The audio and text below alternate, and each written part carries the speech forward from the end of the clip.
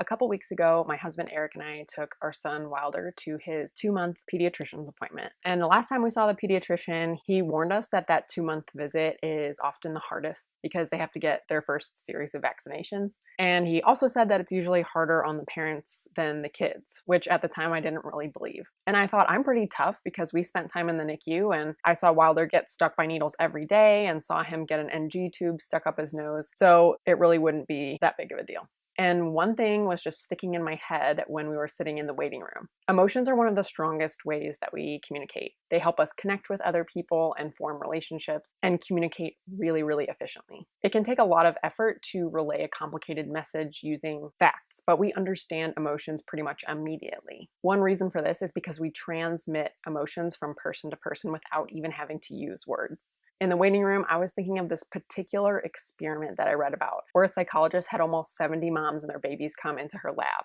She had everyone play together for a while, and then she had the moms do a kind of stressful task. She had them give a speech about themselves and their strengths and weaknesses, which for most people probably wouldn't be a very enjoyable activity. I mean, I don't know what I would say. I have a lot of weaknesses. I'm impatient and kind of bossy, and I'm really closed-minded about professional wrestling. I could go on. Some of those moms had to give those speeches in front of a panel of judges, which made it even more stressful. But what the psychologist was really interested in is what happened when all the moms got back together with their babies. And what she found is that when the moms reunited with their babies, those who had to do an extra stressful activity, their baby's heart rate increased as a stress response. Just being around their moms after a stressful event gave them secondhand stress. This is emotional transmission. The moms transmitted their emotions to their babies without even saying a word. It was with their posture, their tone of voice, and their facial expressions. And even more interesting, when everyone went back to playing afterward, those babies who experienced a stress response were more likely to turn away from other people and avoid eye contact.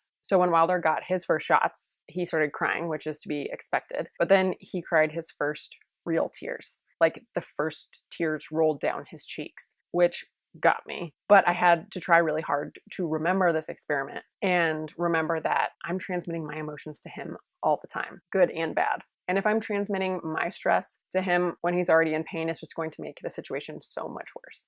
So why should you care about emotional transmission?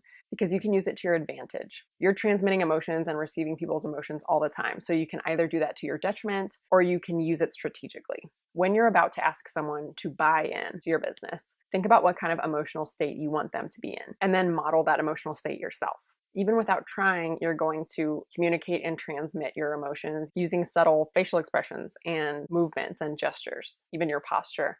So before you lead a meeting, you get ready to pitch, you give a proposal, anything that you really want someone to buy into, think about emotional transmission and put yourself in the right state of mind.